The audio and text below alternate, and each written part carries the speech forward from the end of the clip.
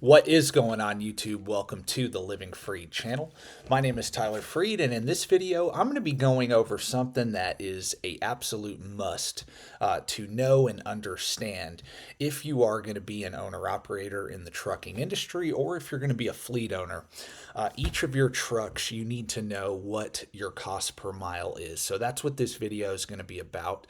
I'm also going to do a video in the future about cost per day. And as I'm going over this, I'm going to kind of explain how cost per day is actually a little bit better way to track your expenses and kind of know how much revenue you need per day to stay afloat, to stay in business, and not only stay in business, but be profitable and thrive. But in this video, like I said, I'm going to be covering cost per mile. I'll do a separate video about cost per day. So if you're new to the channel, I appreciate you for being here. If you're somebody that's looking at getting into trucking or you're already in it and you aspire to be an owner operator or you're an owner operator, either way, this will be a good video for you because, again, like I said, every single one of us in the trucking industry needs to understand cost per mile and cost per day. So it's absolutely vital to like I said, this long-term success of your business. So I really appreciate every one of you for being here. Go ahead and like the video, sub to the channel, help with the YouTube algorithm, help grow this channel by engaging with the algorithm, and I'd really appreciate it. So I'm going to get right into it. So I kind of just did a little layout here. And of course, this is just a hypothetical set of numbers and expenses that I wrote out here, and just to explain the point as to how to do it. Your situation is going to determine what your exact expenses are, of course, because if you're a truck driver that is an owner operator and you're leased onto a carrier, your expenses are going to be entirely different leasing onto a carrier versus having your own authority, and they're going to be entirely different if you have, if you're only power only, or you have a truck and a trailer and you're leasing on or have your own authority. It's going to depend on the carrier too, and in what types of insurance they make you pay for. Do they make you pay for liability insurance, or do they cover that and just make you pay for physical damage and bobtail? Or everybody's situation is going to be different depending on the carrier you're leased on with, or whether you have your own authority. So, like I said, this is just a random example, a random set of numbers with some familiar expenses. And look, if you want to figure out what your cost per mile is, which you should do that even before becoming an owner operator, you should figure out what do you have to pay for, especially if you're leasing on to a carrier. You should ask them, hey, what are my expenses? You should write all those down and figure out all your expenses so that you can see what it's going to take to be profitable at whatever carrier you're leased onto. And you can do the same thing with your own authority. At least figure out, what your fixed expenses are, because the variable expenses are pretty much very easy to figure out, because you can do rough estimates on that, as I'm going to show you. But yeah, long story short, this is just an illustration as to how to calculate cents per mile. And, like I said, this is very important and vital to your long-term success. You have to know your numbers. So as you can see, I wrote down right here, I started with fixed expenses and then variable expenses. That's all you really need to know. You need to know your fixed costs. What are your fixed costs? Your fixed costs are things like truck payment, insurance, ELD, load board subscriptions, your 2290 is your heavy highway use tax. You pay that every year. So you want to break down things that you pay annually into a monthly payment. Your plates, which is your registration, workers' comp. I put medical insurance and salary. The reason I put that in there is because if you are self-employed, you're an owner-operator, you're going to have to get your own medical insurance. So you do need to add that into your fixed costs, and you also need to add in a salary. Now, I did not put it down at the variable expense category, and I notice I have driver pay here. Well, let's say you're not driving this truck. Well, you can eliminate the medical insurance and salary portion of it and put the driver pay and work it out as a variable equation. Or you can pay yourself as if you are a driver for your truck too. You could pay yourself, 60 cents a mile, 65 cents a mile, whatever it may be. You can pay yourself and calculate it and do more of a variable expense, because that's how it's going to be. If you are, hiring a driver, you're more than likely going to be paying them by the mile. So, you can calculate the numbers that way and do your own scenarios if you plan to put a driver in the truck. But in this example, this is basically just an example of, whether or an example as to if you are the driver, you're the owner operator, and you're the driver. You're not putting a driver in the truck. So as you can see, for the fixed expense category, I put down, I didn't put anything for truck payment. I do have that down. That is a fixed cost insurance. So this is all insurance included. I just put $1,800 a month. And why did I put that? Well, I just recently got a quote for a new authority. Each truck is going to cost me $1,800 a month, and that includes cargo, liability insurance, physical damage, all the insurances combined. That's what it is. A lot of you have cheaper insurance rates than that. Some of you won't pay near this amount. Like I said, if you're leased on to a carrier, your insurance is going to be way lower than that, because a lot of the carriers don't even charge you liability insurance, right? So ELD, $100 a month, load board, $22.90, plates, workers' comp, medical insurance, salary, and then down here, so I put the fixed costs. And so the total for the fixed costs that I wrote down, that's what you really need to calculate your CPM. Okay. And I'm doing this entire illustration based on 10,000 miles a month. And so I got $95.90 for the total costs. If you divide that by 10,000, you get 0.95 cents per mile. So pretty much 96 cents a mile would be the cost, the fixed costs to operate your truck. Now, again, that includes medical insurance and it includes your salary. And I know a lot of guys don't include their salary or like their insurance, and they should. That is absolutely a cost to you. If you are an owner operator, a solo owner operator, you need to calculate your salary into the equation, because that is a cost. Your salary is not part of what you make. What you make as an owner operator is anything above what the total cost per mile is. That is your true profit as a business owner. So you need to put a realistic salary in. And like I said, you can do, the driver pay, just pay yourself as a driver. Whatever miles you do, you pay yourself for the miles you do. That's cool too. But either way, you need to pay yourself as if you were hiring somebody to drive that truck. And that's how you will know your true profitability. Do not make the mistake of saying, oh man, I'm netting, I'm netting like $3,000-$4,000 a week, and that's what I make. No, it's not, because if you were to pay a driver, you would have to pay them, $2,000 of that to run that truck for you. And so, so you want to know what your real profitability is. That's moral of the story in what I'm saying. And then as you can see, so that's just based on 10,000 miles, your fixed costs are costing you pretty much 96 cents a mile. Your variable costs, so now the equation that I did, as you can see, I did this based on, again, 10,000 miles, and I did 10,000 divided by 7 equals 1,428 gallons a month.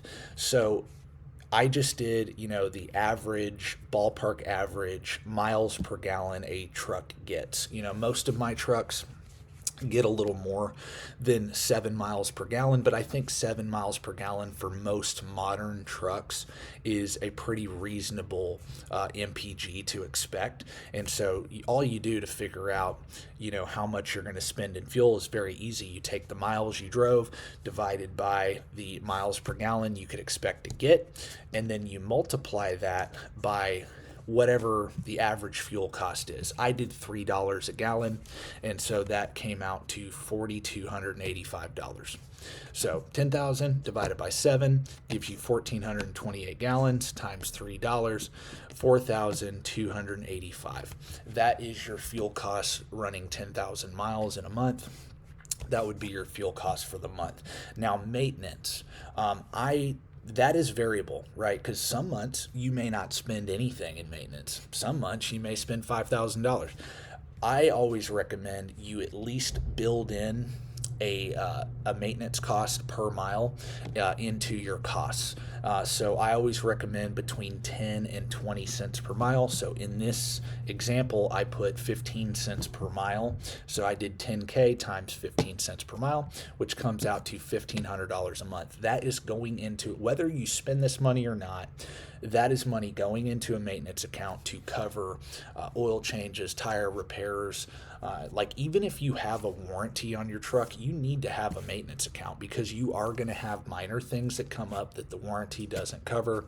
And I always recommend to have at least that going into a maintenance account every single week or, every single month, just however you want to do it. But at least build in the cost per mile, that CPM going into the maintenance account. So again, this is not going to be exact, and neither is the fuel. Fuel isn't always $3 a gallon. Your maintenance cost is not always 15 cents a mile. For the month. Sometimes it's 0, sometimes it's 20, sometimes it's 40 cents a mile for the month. Like I said, but you need to have that you need to consider that as a cost ongoing no matter what, and build it into your variable expenses. And like I said, the third thing is like driver pay. And there's other things too, miscellaneous stuff, like supplies, and you can add all that in there. Variable expenses are things that fluctuate. They don't happen all the time. That's all variable expenses are. So like I said, I'm just using this as an example to illustrate the point as to how to calculate cents per mile. And really that's all that matters, is that you know how to do it and you know what to look for.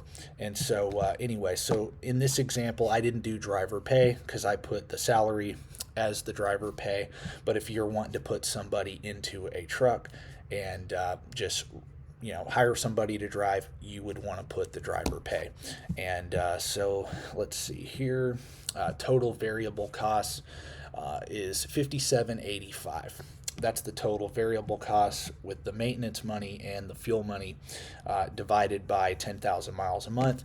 Pretty much came out to 58 cents per mile. And so I added it all up, the fixed and variable costs based on 10,000 miles driven in this scenario. And the total cost was $15,375 a month. And it came out to pretty much $1.54. Per mile. So in order for you to break even in this scenario, you would have to either produce $15,375 a month in revenue at 10,000 miles, or make $1.54 a mile. This is all based on 10,000 miles.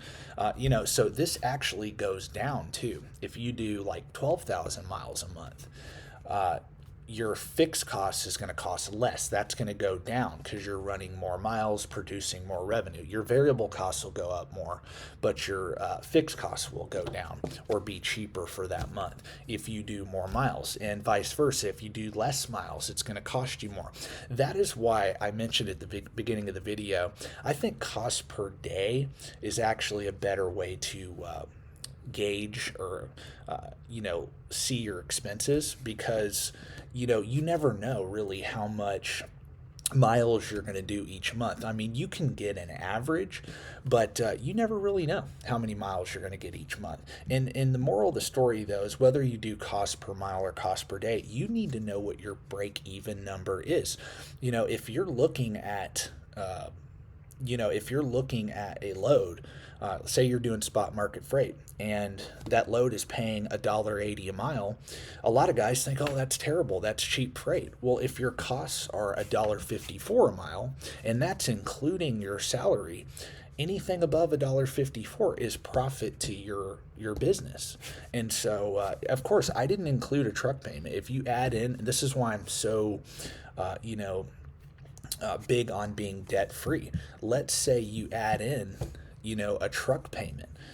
You add $1.54 plus, let's just say your truck payment is 2,000 a month, $500 a week. Well, that 2,000 a month is 2,000 divided by 10,000. That's 20 cents per mile more in costs. So now you're running at $1.74 a mile versus the guy that's debt free who's running at $1.54. Do you see the difference? That like in the scenario I just ran by you, that guy that can take the load for $1.80. He can take the load for $1.80. You're only netting 6 cents a mile on that load. That's not a very profitable load. You have to get more money than that. And when people tell you like, oh, you're hauling cheap freight, you're doing this, you're doing that. No, that's just the way business works.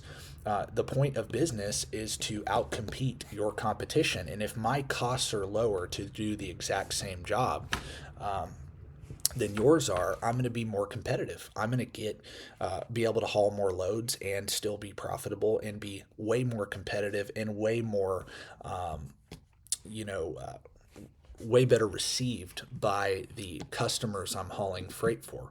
100%. Think about it. These brokers, these shippers, they're trying to save money on freight costs. Yes, they want you to do a good job. They want to hire good quality carriers 100% in the long run. But ultimately, they're trying to get their freight moved from point A to point B at as low of a cost as they possibly can. And you want to be in a position to be able to do that. And when you have truck payments, it's a little harder to be as competitive. I'm not saying you can't make it work. Of course, the numbers work. If you're getting $2 a mile and your costs before your truck payment are $1.54 and your truck payment's, 20 cents a mile and your total cost is $1.74 and you're getting $2 a mile, you're still profitable. But what if those rates go from 2 to $1.70? Well, that person that's running for $1.54 is still in business when the rates go down like that. And the carriers, whether they're one owner operate or one like solo owner operator or a fleet owner with multiple trucks, the carriers that have a lot of debt and high truck payments, and that's a very low truck payment I put. 20 cents a mile, 2,000 a month. I mean, there's carriers with truck payments of 4,000 a month, 5,000 a month. It's insane. And people wonder why they go out of business. Well, it's because your costs are higher. Your costs are higher to operate your truck. Another big thing too is I'm going to focus here on the fuel category. You notice how I put 7 miles per gallon as the average.